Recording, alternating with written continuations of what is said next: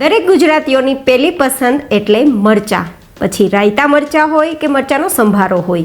તો આજે ડિમ્પલ્સ ડિશીસમાં લાલ વઢવાણી રાયતા મરચાંનું અથાણું શેર થશે, જેને તમે લાંબા સમય સુધી ખાઈ શકો છો, સ્ટોર કરી શકો છો. બિલકુલ ખરાબ પણ નહીં થાય, ચીકણું પણ નહીં થાય, કાળું પણ નહીં થાય અને પોચું પણ નહીં થાય.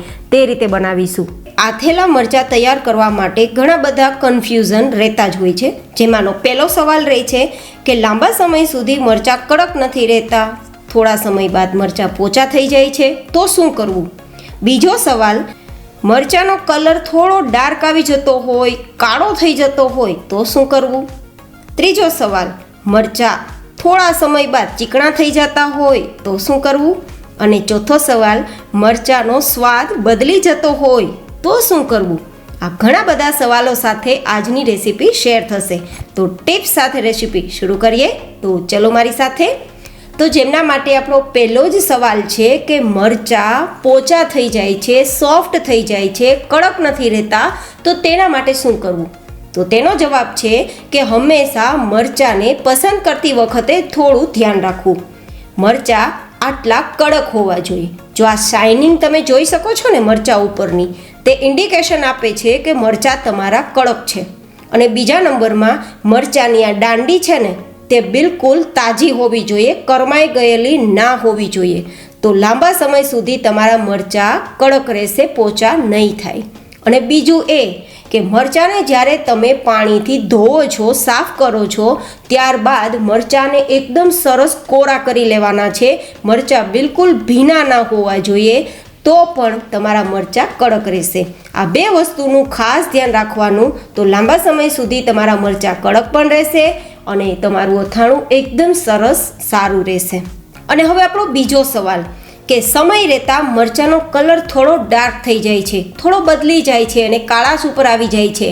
તો એના માટે ધ્યાનમાં એ લેવાનું કે મરચાંને જો તમે લાંબા સમય સુધી સ્ટોર કરવા માંગો છો તો ક્યારેય ટુકડા નહીં કરવાના. આ રીતે વચ્ચેથી કટ લગાવી દેવાનો. આ રીતે કટ લગાવવાથી લાંબા સમય સુધી તમારા મરચાં સારા રહેશે. આ રીતે એકદમ ઊભો કટ, જો ઉપરથી લઈને નીચે સુધી મેં કટ લગાવ્યો છે, આ જ રીતે મરચાંમાં કટ લગાવવાનો. તો જ લાંબા સમય સુધી કલર બિલકુલ નહીં ખરાબ થાય અને તમારા મરચાં સારા જ રહેશે. તો હવે આપણો સૌથી અગત્યનો પ્રશ્ન છે, ત્રીજો પ્રશ્ન, કે આપણા મરચાં થોડા સમય પછી ચીકણા થવા લાગે છે. તેનું કારણ આપણો મસાલો હોય છે. મસાલો બનાવવામાં થોડી સાવધાની રાખવાની અને એ મસાલો બને તો ઘરે બનાવેલો જ યુઝ કરવાનો.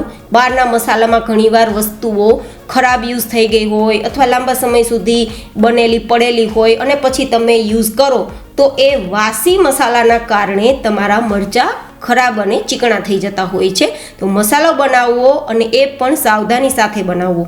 વસ્તુ તમે કેટલી વાપરો છો તે મહત્ત્વની નથી, પણ કેવી વાપરો છો તે મહત્ત્વની છે. તો અત્યારે તમે મસાલો બનાવવા માટે કઈ કઈ વસ્તુ મેં કેટલી ક્વોન્ટિટીમાં લીધી છે તે જોઈ લો. અહીંયા આપણે મસાલાની અંદર 200 ગ્રામ લાલ મરચાં છે, તેની સામે 2 ચમચી જેટલા રાઈના કુરિયા લીધા છે, સાથે અડધી ચમચી જેટલી વરિયાળી, 1/4 ટીસ્પૂન જેટલો હિંગ, 1 મોટી ચમચી જેટલું નમક. અહીંયા નમક થોડું વધારે રહેશે, તેનું કારણ શું છે તે હું આગળ જરૂર બતાવીશ. અને 1 નંગ લીંબુનો રસ. લીંબુ પણ આખું, જે વધારે રસવાળું હોય તેવું લેવું. એકમાં રસ ના થાય તો થોડો વધારે રસ મેળવવા 2 લીંબુનો રસ પણ તમારે ઉપયોગમાં લેવો. પણ 2 થી 3 ચમચી જેટલો લીંબુનો રસ થાય તે વધારે જરૂરી છે. તો લીંબુનો રસ પણ વધારે શું કામ લેવાનો તે પણ હું તમને આગળ જરૂર બતાવીશ. તો હવે આ જ રીતે આપણા મસાલા મિક્સ કરી દઈશું. તમારી ઈચ્છા હોય તો 1 ચમચી જેટલા મેથીના કુરિયા પણ તમે લઈ શકો છો અને હળદર પાવડરનો ઉપયોગ પણ તમે કરી શકો છો. બટ આપણે લાલ મરચાં આથીએ છીએ ને, તો મેં હળદર પાવડરનો ઉપયોગ નથી કર્યો. તમે મરી પાવડર પણ ઉપયોગમાં લઈ શકો છો. હવે આપણે અહીંયા 1/4 કપ જેટલું તેલ લીધું છે, તે પણ ઉમેરી દઈશું. અને બીજું એ મરચાં છે તે ચીકણા થવાનું બીજું સૌથી મોટું કારણ હોય છે તેલ. તેલની અંદર ઘણીવાર ઇમ્પ્યુરિટી રહેલી હોય છે અને પરિણામે ચિકાસ થઈ જતી હોય છે. તો ખાસ ધ્યાનમાં રાખવાનું કે મરચામાં તેલ ઉમેરતા પહેલાં તે તેલને તમારે ગરમ કરવાનું. તેલ ગરમ થઈ જાય પછી તેને ઠંડુ કરવાનું અને ઠંડુ થઈ ગયા બાદ તમારે આ મરચાંની અંદર તેલ ઉમેરવાનું.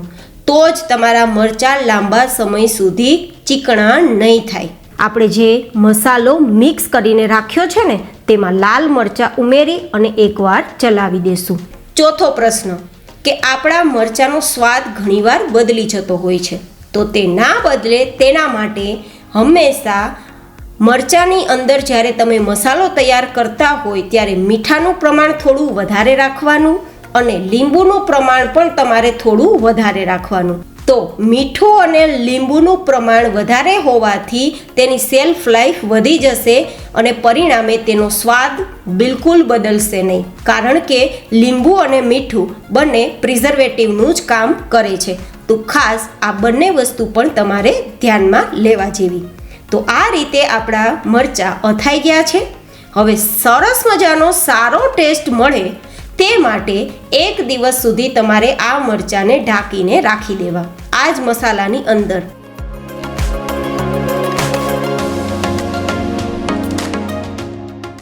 એક દિવસ પછી આ જ રીતે મસાલા સાથે મરચાં રહેશે ને તો અંદર નમક અને જે આપણે લીંબુ યુઝ કર્યું છે ને તે એકદમ સરસ ચડી જશે. તેને આપણે મીઠું ચડ્યું કહેવાય, જેના કારણે લાંબા સમય સુધી મરચાં ચીકણા પણ નહીં થાય, કાળા પણ નહીં થાય, પોચા પણ નહીં થાય અને એક જ સ્વાદમાં રહેશે.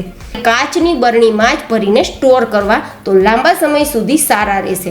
અને તે કાચની બરણી પણ એકદમ ચોખ્ખી હોવી જોઈએ.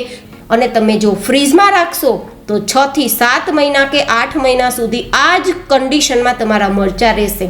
અને જો ફ્રીજમાં નહીં રાખો તો 1-2 મહિના સુધી આ મરચાં તમારા સરસ રહેશે, બિલકુલ ખરાબ નહીં થાય. તો કેવી લાગી તમને એકદમ ટિપ્સ અને સવાલ જવાબ સાથેની આપણી આજની આથેલા મરચાંની રેસીપી?